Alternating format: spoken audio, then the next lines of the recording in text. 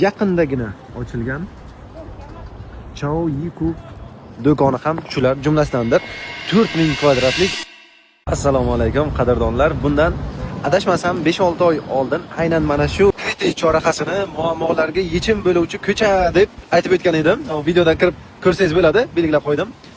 Va mana shu holatda, mana shu muammolarga yechim bo'lishda bu ko'chamiz juda ham aktivni davom etmoqda. Nima uchun muammolarga yechim bo'luvchi ko'cha?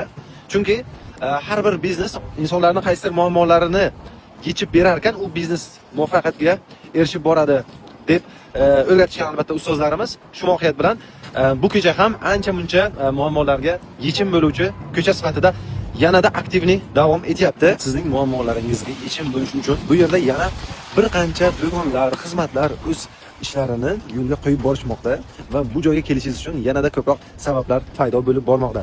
Jumladan yaqindagina ochilgan Chao Yiku do'koni ham shular jumlasidandir.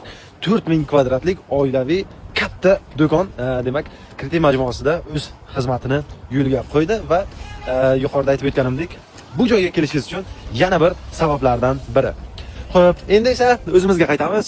Standartda 2025-yilning do'stlar kolleksiyalari o'z nihoyasiga yetdi. Oxirgi kunlarda do'konimizga tashrif qilgan bo'lsangiz, biroz assortiment qisqarib qolgan edi.